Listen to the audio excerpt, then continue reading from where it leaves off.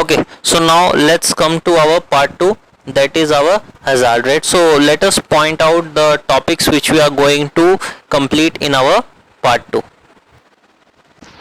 Okay, so in our hazard rate we will cover up basically our part 2 will cover up to total 8 topics, but out of those 8 topics, like till part 4 all are related to hazard rate. Clear?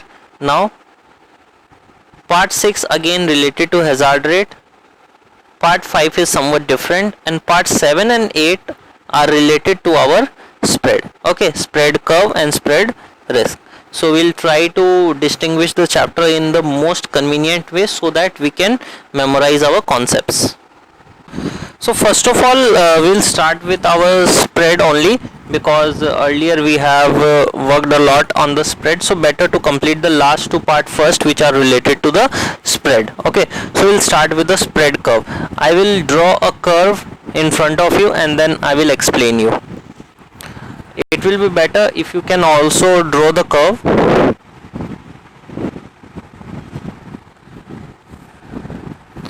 In the x-axis I am giving you the time period, like 10 years, 20 years, 30 years and 40 years.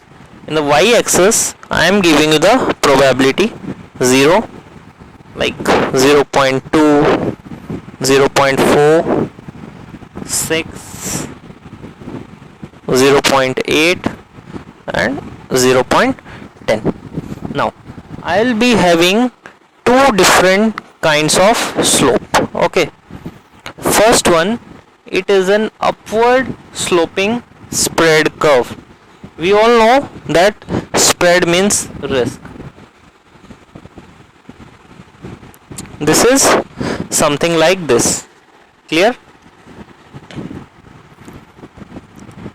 Okay, I will have to change it little bit. Okay, so this is an upward sloping spread curve. Next, we'll start with the downwards sloping spread curve.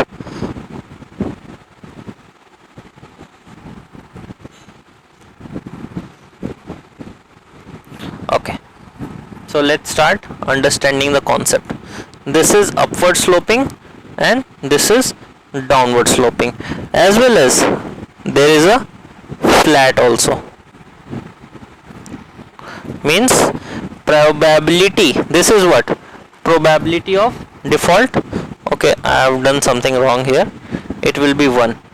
This is the probability of default and this is the time period. When I am talking about the flat spread curve, means if you will take 40 years, if you will take 30 years, 20 years, 10 years, or now, the probability of default will remain the same as 60%. Clear? Now, among these three different kinds of slope curve, upward sloping curve is the most common. See, after a point of time, if we'll say 25 to 30 years, okay, there is a higher probability of default. In the short term, the probability of default is quite low, but when it moves to the long term, the probability of default increases. Clear? Means there are few companies who might not default now, but over a long period of time, there is high probability to default. Clear? That's why in the long run we have a higher amount of spread. In the long run our spread rate will be higher, but in the short run our spread rate will be lower. Now what is the spread? Spread is nothing but the risk premium. Spread is nothing but the risk premium. If I am giving a loan to Reliance Industry and Infosys, okay, if Reliance Industry and Infosys, they both are of the same credit rating, but I am giving a loan of 30 years to Reliance and 2 years to Infosys, so I am sure that within 2 years nothing such will happen that Infosys will default, but in the period of 30 years there are higher chances that Reliance can default. So in that case, I will charge higher amount of interest from the Reliance for the money which I have given. Why? Because there is higher amount of risk, so I need higher amount of risk premium. So higher risk premium means higher spread, so means over the long period of time my spread is quite high. Clear? But there are some cases as well for some companies where short term default is very high. In case of startups, what will happen? Within 2-3 years, if they will be able to survive the 3 years, they will go very long. But in the first 3 years they are unable to survive, there are very high chances that they will default. So for some companies we have upward sloping spread curve, and for some institutions we have downward sloping spread curves. But if you'll see that after a point of time when they are managed to survive, their default probability is lower as compared to the upward sloping spread curve. Means for those institutions for whom the upward sloping spread curve will evolve, and there are institutions for those for whom we will use downward sloping curve, there will be difference of approx 20% of the default. Clear? If this will default 60%, though there are chances of 80% of default from the upward sloping institutions. This intuition is completely similar to our short term interest rate, which can be quite high because of the high volatility or short term inflation. But when we'll move to the long run, everything will be normal and our rates will come to our mean position, that is the normal long run values. Clear? So similarly in the long run our default will happen, that is for sure, because it's such a long period of time that any mishappen will happen between this period will lead to the default of this company. But yes, nothing can happen in the coming 2 years that Infosys will default. But yes, a new startup which have started just now, if they are unable to get the funding in 2 years, or their product are not liked by the public, they will fail. They will become bankrupt after 2 years. They will default on their payments after 2 years. Clear? But yes, if their product are liked, they have a good innovation, so there is higher probability that they will work very well and the chances of default will be very low. Okay, now let's come to our next topic, that is spread risk. Now what is spread risk? See, I have some securities, I have bought some bonds, okay, or some corporate bonds or government securities, and there are some change in the price of the securities as well. So what will happen? Because of the change in the price of that security, I have to suffer a loss. Because of the change in the price of the security, I have to suffer a loss. So I tried to summarize the things in the best way, that I am having a risk of loss, means I am afraid that I can have a loss. Why? Because see, the price of the security are changing. And why I am so worried? Because the securities which I have, they have the positive probability of default, means they are into the higher side that I will suffer a default also. So I have a risk of loss. So when I'm talking about the treasury securities which are issued by the government, their spread risk is zero.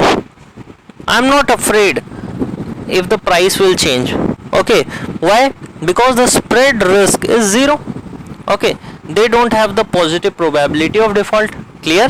So spread risk for treasury securities is zero for any maturity. If we'll talk about the short term or the long term or the mid term, they all are zero. Now remember what will happen in the credit default swap. There is some buyer of CDS, there is some seller of CDS. Now what is credit default swap? It is basically an insurance. Means I have given a loan to Reliance Industry and I am afraid what will happen if the Reliance Industry will default. So I went to ask for an insurance that if Reliance will default, you will have to pay me the money. In return of this, he want a premium. Okay, he want a premium, say 5,000. Okay, every year he want a premium of 5,000, and if Reliance Industry will default, he will have to give the whole amount to the buyer. Okay, now what will happen if the credit quality of Reliance Industry will increase? If the credit quality of Reliance Industry will increase, there are very lower chances that Reliance Industry will default. So the premium should not be that much high. Premium is now 3,000. From 5,000 it came down to 3,000. Now here the seller is enjoying because he is getting 5,000 every year, but the current market rate of CDS is 3,000, means he is getting extra 2,000. He is getting extra 2,000 from the buyer, and buyer is worried that he have to pay such a huge amount of premium even if the credit quality of Reliance Industry improve.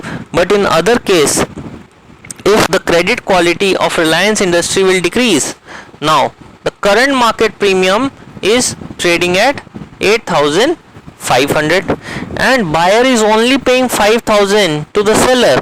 Now seller will cry because in case if Reliance Industry will default, he will have to repay the huge amount to the buyer of the CDS, as well as he is also not getting a small amount. He is also getting a small amount as in terms of premium. Clear?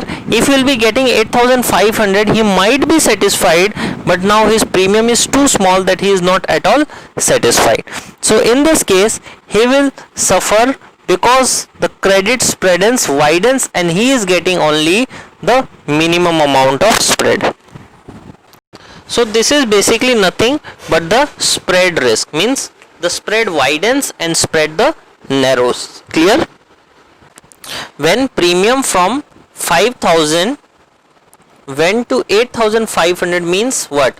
Higher risk. That means what? Spread widens. And from 5,000 when it went to 3,000, that means what? Your spread narrows, your risk reduced. Clear? So spread risk can be measured with the two things. Number one is the mark to market value of the CDS. Number one, the mark to market of CDS, and the next is the spread volatility. With these two we are able to measure the spread risk. What will be my spread risk? Right, first of all, mark to market of the CDS. This is CDS. We will do the mark to market, and along with that how much it's volatile, how much it is volatile, because risk is associated with volatile. Means if it is 5,000 now, sometimes before he moved to 2,500, it's more volatile. Now moving to 4,500 after 2 hours, now moving to 6,500, now moving to 2,000, now moving to 3,500, now moving to 8,000. Means it's more volatile, and the more volatile it is, the more risky it is. Clear? Now how we can find out this mark to market of CDS? See, we have a graph for CDS. Now what we'll do, we will shift the entire CDF curve by 0.5 basis upward and 0.5 basis downward. Clear? So it will be 0.5 plus 0.5. How much? It will be 1 basis point. Clear? Something similar to our spread 0.1, where we will take the change in the Z spread by 1 basis point, but here we are changing the entire CDS curve with 0.5 basis point upward and 0.5 basis point downward. Together it will make 1 basis point, as we have done in our spread 0.1. In the Z spread we are changing only the single value, but in the case of CDS we are changing the entire curve by the parallel amount. Means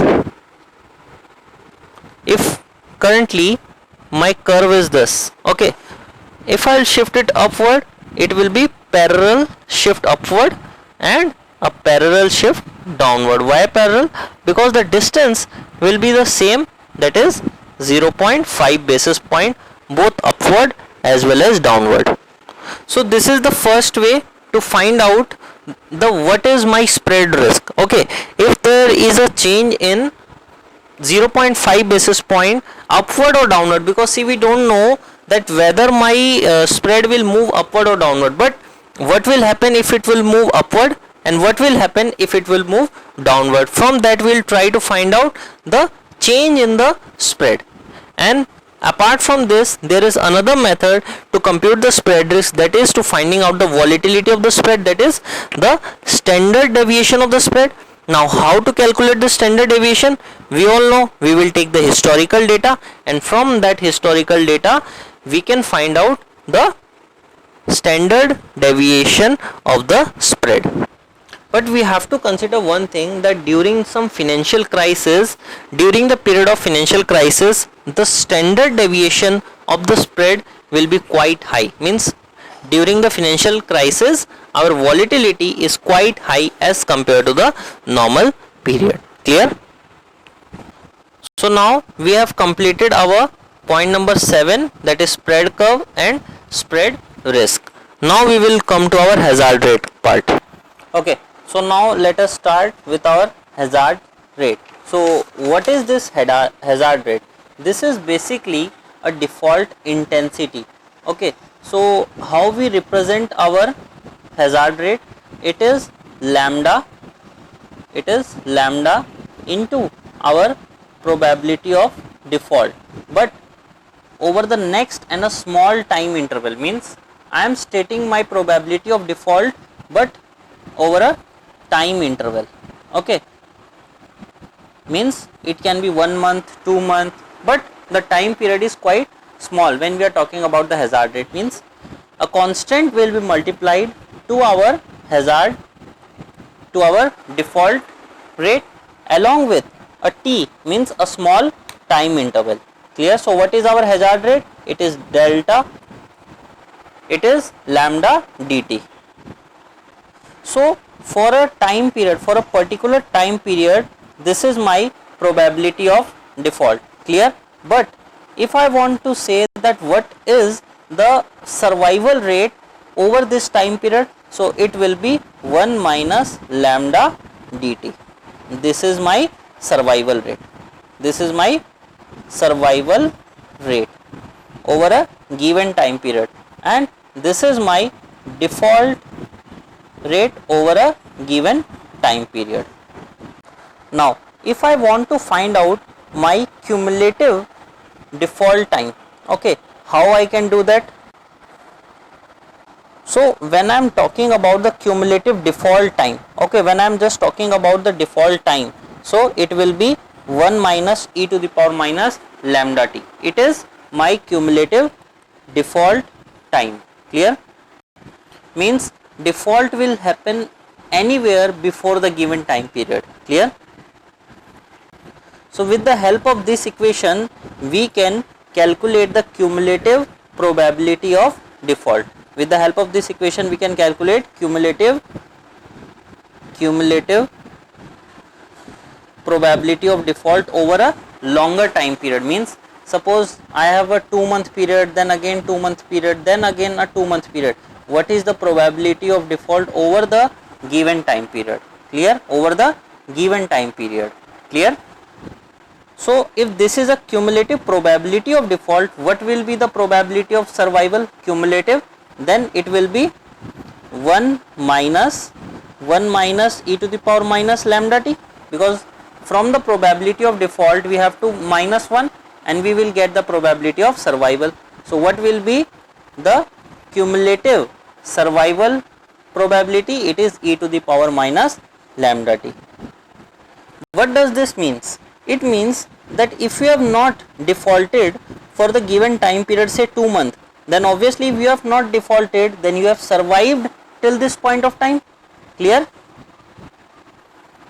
If you will increase your t, then what will happen? Your cumulative probability of default will reach to 1. It will reach to 1 and your survival probability will reach to 0. Means in the long run what it want to say is that in the long run definitely you will default, and the survival probability will come to 0, because the sum of probability of default and the sum of survival probability should be equal to 1, and it wants to say that the more the time period, as the t increases, your cumulative default probabilities will reach to 1 and your survival probability will approach 0. Clear? This I have already stated in the spread curve, where our probability of default increases with the time. If you remember, as the time increases, your probability of default will increase. So we have probability of default, that is lambda dt, as well as we have cumulative probability of default, that is 1 minus e to the power minus, what is e to the power minus lambda t. And now we are talking about the marginal probability of default, means as the time approaches, what is the probability of default in the coming year, in the next year. Clear? That is lambda into e to the power minus lambda t. Clear? Means we are adding this additional lambda, the rate, the hazard rate, clear, or the constant parameter to our survival rate. Clear? If you can see that this is nothing but our survival probability till time t, and we are applying this lambda to it, that is lambda into e to the power lambda t. So from this hazard rate, what is this hazard rate? Means the how fast you are moving towards the default. And now in every case you can see that the values are positive, means as the time increases, as the t will increase, your probability to default will increase, whether it's marginal probability or whether it's normal probability or whether it's cumulative. As the time increases, the probability of default will increase. Clear? And it increase with the speed of lambda, with the given speed of lambda. Clear? So lambda is also the intensity. Clear? If lambda is quite low, then you will approach to default very slowly, very slowly. If the time will increase, your probability of default will too slow. Clear? But if your lambda is high, now see the difference between low lambda and high lambda. Within the 5 years, it will say that you have reached only 70 kilometers. Okay, but when your lambda is high, you have reached, in 5 years you have crossed 87 years or 87 kilometers. Means what? Your speed is high, your speed is low, and at the end when it will reach 100 kilometer, it will finish the race. So means with higher lambda, there is greater chance that you will reach to the default very early. Clear? Now see, there is one more case. There is 1 year, 1 year, 2 year, 3 year, 4 year, 5 years. If I am talking about what is the probability of default in the 4 year, there is one thing na, that you have survived till 3 years. You have survived till these 3 years, then we are able to calculate your probability in the 4th year. So this is somewhat conditional, that you have survived up to this 3 years, then only we can calculate your probability of default in the 4th year. Means what is the probability of your default in the 4th year?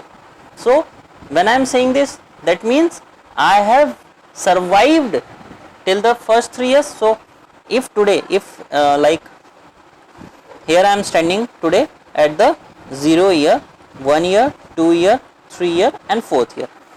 So today I am trying to find out that what will be the probability of default in the 4th year, in the 4th year beginning. Okay, this is the beginning of the 4th year. So that really means I have to conditionalize that I have been able to survive these 3 years. Clear? So this is a conditional probability. So now let us do an example where we will compute our cumulative probability of default as well as conditional probability of default. Okay, so we are taking the period of 3 years, year 1, year 2, year 3, and we have to calculate what is the cumulative probability of default. and survival probability of default, and what is the conditional probability of default. Conditional means if I am calculating the conditional probability of default of year 2, means what, I have survived in the year 1, but there is no conditional probability of default for the year 1 because I am in the year 1. Clear? So let's try to calculate. For this, our lambda, that is the hazard rate, is given as 0.15. Clear? So with the help of this, we will calculate our cumulative probability of default. Now what is cumulative probability of default? It is 1 minus e to the power minus lambda t. Clear? So it will be 1 minus e to the power minus, it will be 0.15, t will be 1. So after I will solve this, how much I will get? It will be 0.8607. Clear? So now I will write this 0.8607. Similarly, I will be able to calculate for the year 2 by putting the time as 2.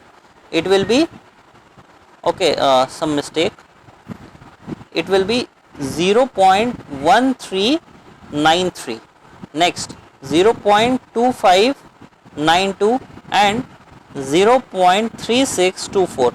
As you can see, the moment the time is increasing, our cumulative probability of default is increasing, and if we will keep on increasing the time, you will see that cumulative probability of default will reach to 1. Clear?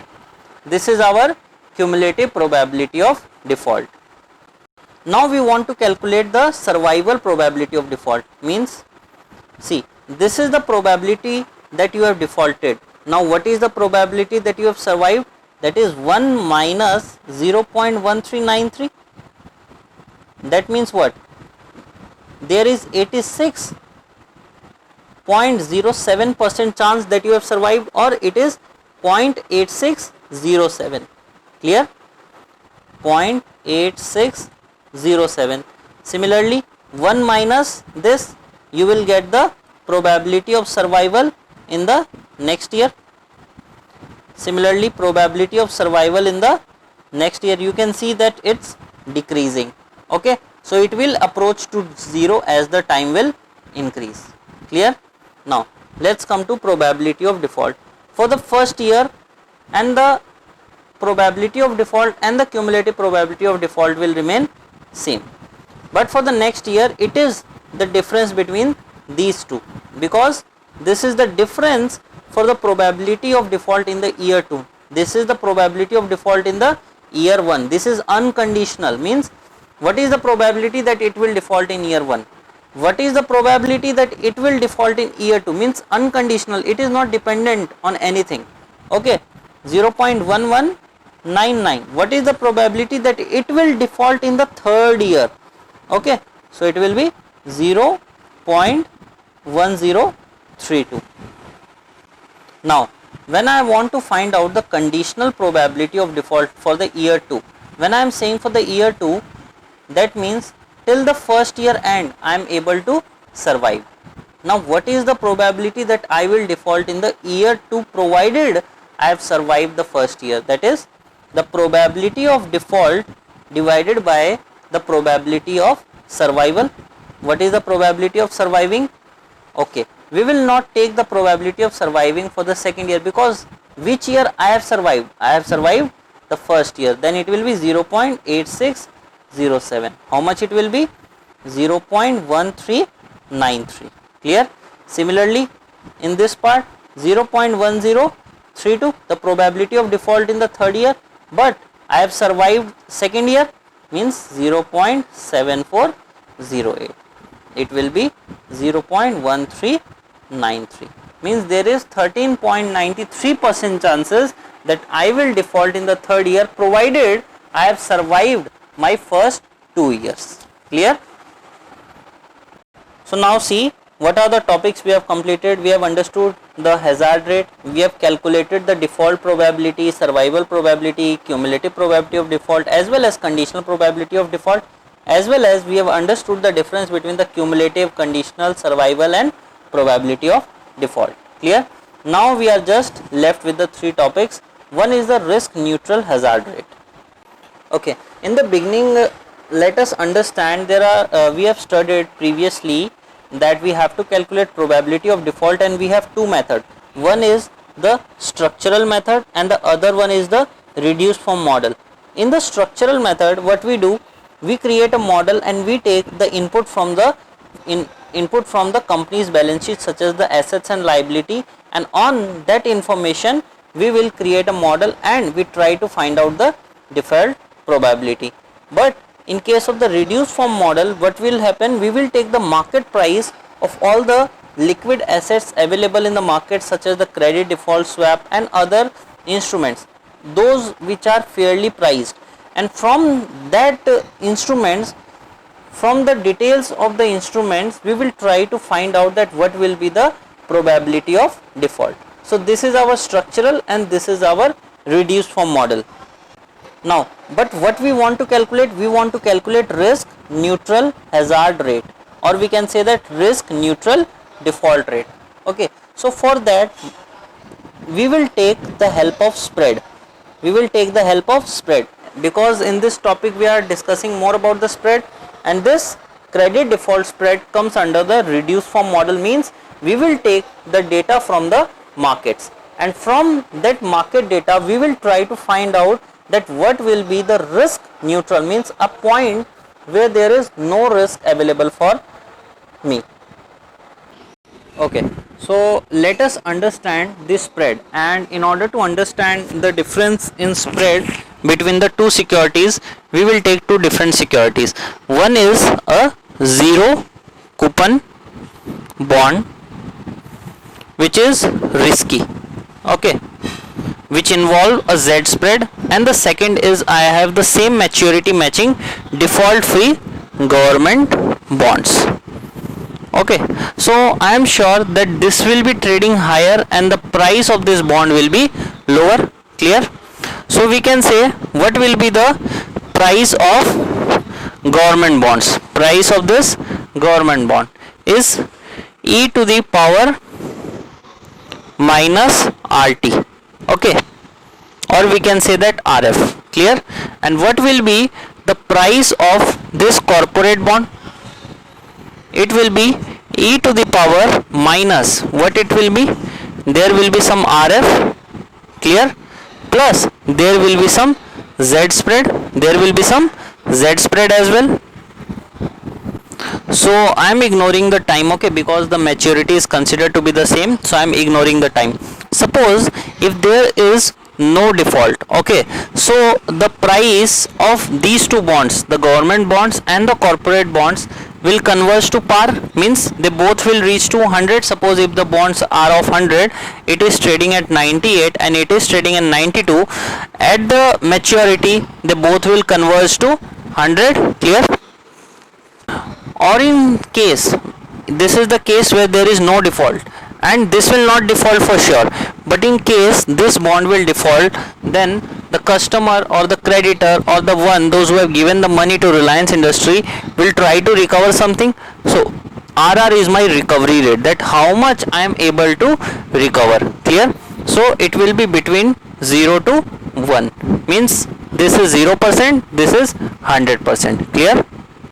Now we are not considering any percentage of recovery rate. We will consider that if default will happen, I will get nothing, and if default will not happen, I will get my full 100% money. Means if default will happen, my full 92 will be lost, and if there is no default, I will get my full 100 rupees back. Clear? So now I want to calculate that what will be my expected value today. Now what will be my expected value today? So I will find out the present value of 0 and 1. Okay, that will be e to the power minus lambda, e to the power minus lambda, that is I am multiplying with my hazard rate into 1, plus this will be multiplied with anything, will come to the same value. Okay, now I will, this is my expected value, but I have to discount it. I have to take the present value of this factor. So how I can take the present value? That is e to the power minus RF. E to the power minus RF means at the risk free rate I try to discount it. Clear? So this is your hazard rate. Okay, now what you will do to find out your hazard rate, this is your present value of the company. Now if it default or not default, that is now coming into this part. Okay, whether it will default or not default, I am not concerned at all about it. Now what it can be, let's take an example.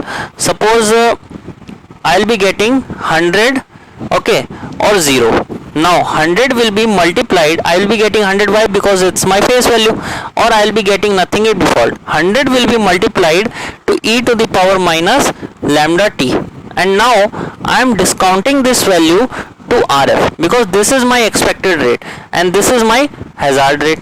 So I want to calculate my lambda. My target is to calculate this lambda. This is my hazard rate. Clear? So with this value, what I will do, I will try to equate it with 92. Means what is the present value today of my bond, that I will equate it with. Clear? So means what? I am comparing this part with this part because after solving this I got the value of 92. After solving this I got the value of 92, and here what I am doing, I am trying to compare this value, my present value of that bond today, with this present value of the bond today, because see, this 92 is also the present value of the bond and this is also the present value of the bond. Clear? So what I will do, I will equate this part and this part, means e to the power minus RF plus Z. Okay, you can ignore the value which is multiplied with the 0. So this is our simple equation, and when I will solve this equation, see, here it is multiplied with 1, nothing use, e to the power minus lambda t divided by e to the power minus RF equals to e to the power minus RF plus e to the power minus Z. Clear? Okay, here it will not be the minus sign, okay, because when I am taking the present value, so minus sign will not be there. So now what will happen, this part will move up and this two part will cut out. Now what is we are left with, here also t is there, so e to the power minus lambda t is equals to e to the power minus zt. So we can say that minus lambda t will be equals to minus zt, minus minus will cancel, tt will cancel, so we can say that our lambda will be equal to our z. And what is our z? Our z is our spread rate. And what is our lambda? Lambda is my risk neutral hazard rate. Clear? So this is my risk neutral hazard rate. This is equal to my z, that is credit spread. Clear? Okay, so this is the scenario when we have the recovery rate equals to 0. But suppose if my recovery rate, it can be greater than 0 but recovery rate will be less than equals to 0. So if my recovery rate is greater than 0, what will happen? In that case my lambda will be equals to z divided by 1 minus recovery rate. Means what is this 1 minus recovery rate? Suppose I am able to recover 20%. So what is my loss? My loss is 80%. So I will discount my loss with 80%. Means my lambda will increase. In short, I want to say that my lambda will increase. How lambda will increase? Understand the maths. That's it.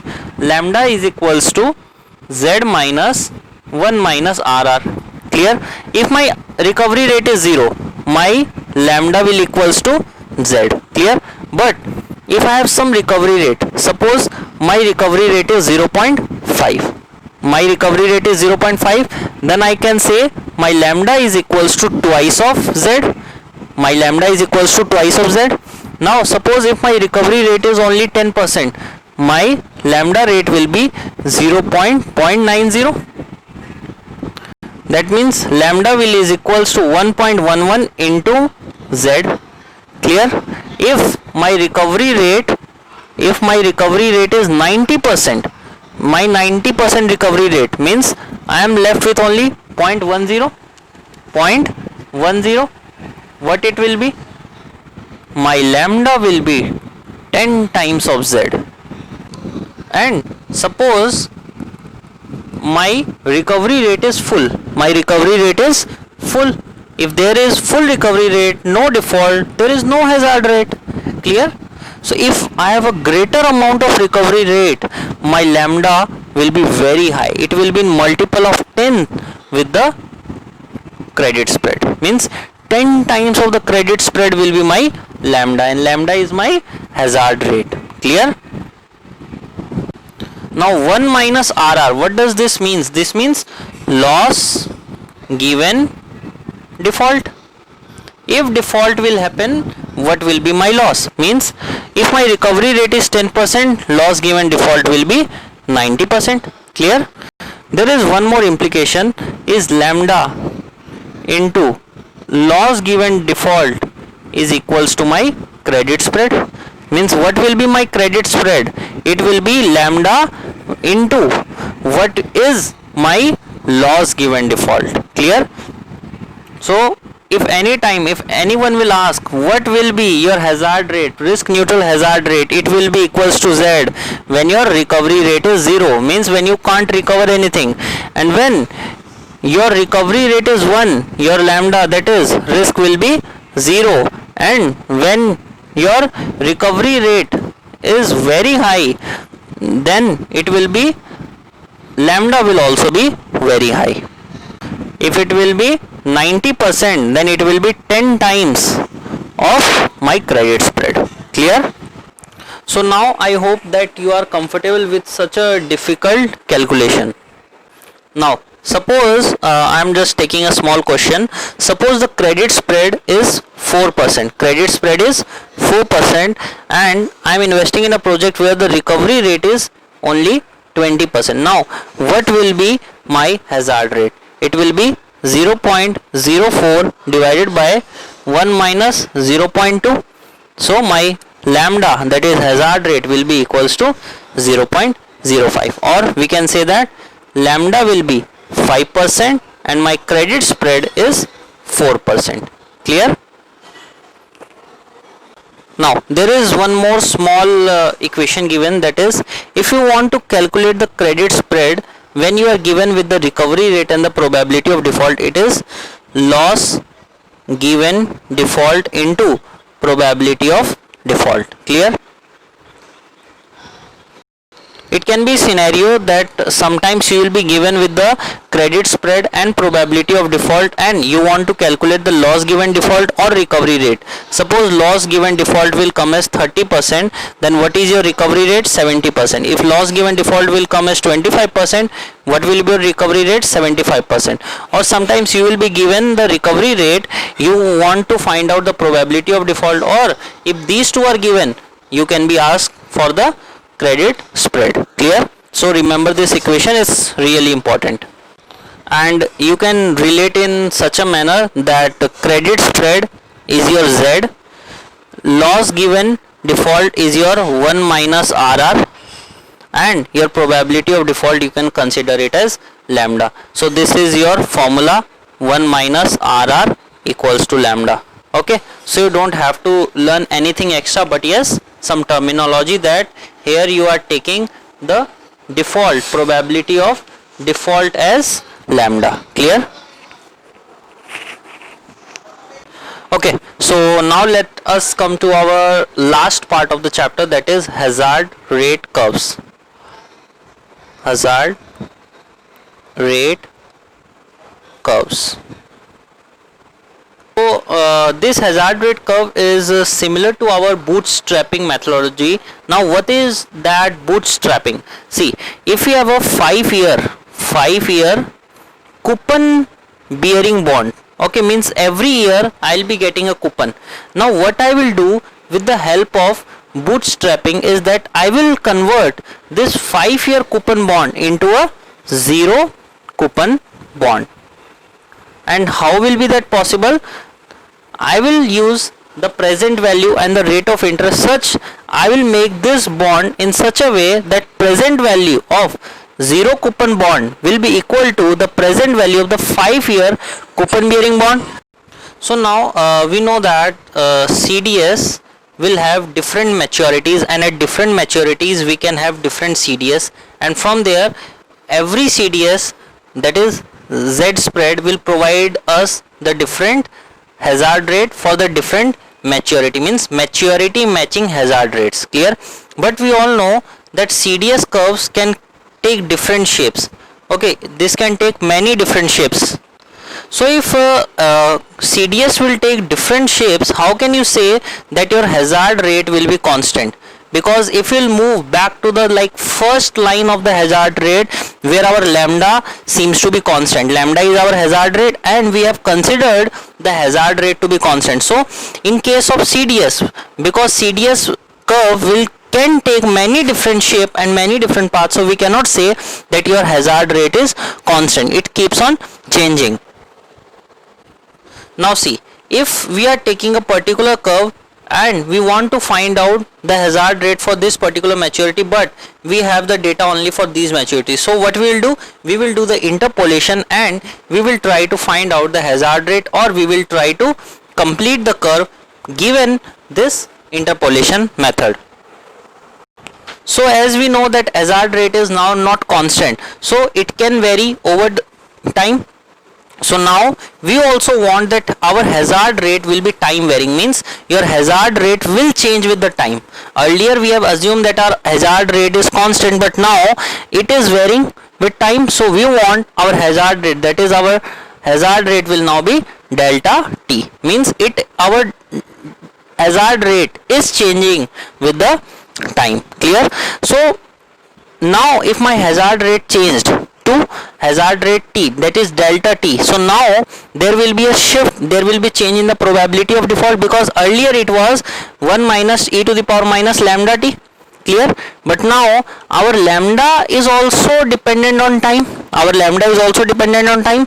So now our probability of default will shift, our probability of default will shift, that is e to the power 0 to t for lambda. Clear? And separately we have to take the t.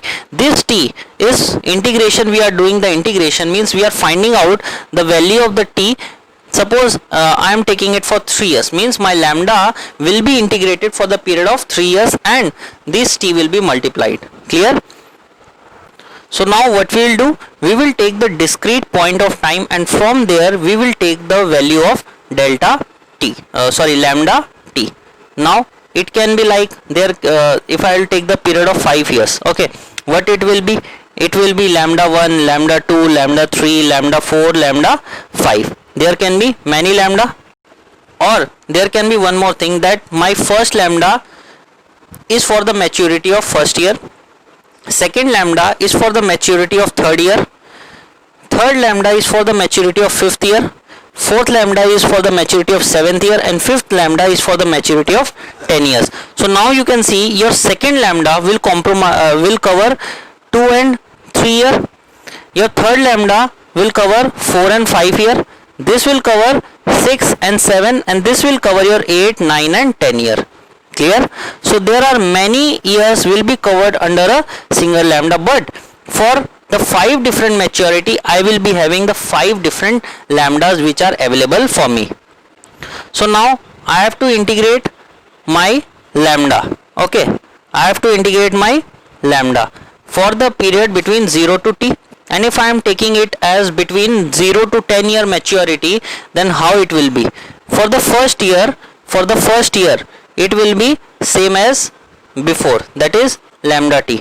But when I come to the second part, it will be lambda 1 plus t minus 1 lambda 2, means you are taking the lambda 1, the earlier hazard rate you are taking, but now when you are into the third year, second year, what you are doing, suppose you are in the year 2, then what you will do, 2 minus 1 lambda 2, means it will be 2 minus 1 lambda 2, or if you are in the third year, then your lambda will be multiplied with the 2. Clear? So for the first it will be lambda 1 t, when you are coming to the second lambda 2, then it will be t1 we are taking from above, and next it will be t minus 1 into lambda 2. Clear? Next when you are moving to the next part, it will be lambda 1 plus twice of lambda 2 plus t minus 3. See, here the maturity is for 0 to 1, here the maturity is for 1 to 3, here the maturity of 3 to 5, means you are deducting the 3 from the maturity. Suppose you are in the 5th year, so your will be twice of lambda 3. See how this twice came. We have taken the maximum amount of 3, means here I have taken 3 minus 1 into lambda 2, that is twice of lambda 2, and that I used here. Then again it will be 5 because I am using the lowest term, so it will be twice of lambda 3. Again twice of lambda 4, twice of lambda 3, twice of lambda 2, lambda 1, and in the last it will be t minus 7 into lambda 5. So in this way I have tried to find out the lambda of all the values. Suppose I want the value for lambda 3, so it will be lambda 1 plus twice of lambda 2 plus t minus 3 lambda 3. Okay, I want to find out this third one. Suppose my first lambda will be 0.1, this is 0.5, so 0.05 into 2. Okay, now here I am talking about the 5th year, so it will be twice of lambda 3. My lambda 3 is again I am taking as 0.5. Okay, so 0.5 will be multiplied with the 2, that is equal to 0.1. So what will be my total amount? It will be lambda 3 will be equals to 0.3. Clear? And this is I am using for the 5th year. Clear? It can be 4th year as well, then it will be only 0.25. Clear? Okay, so student, we have completed our chapter here. Quite bulky but then interesting chapter. So it's better that you will revise this chapter as soon as you will finish by making a proper notes, so that you won't forget this, because there are many concepts that you must remember.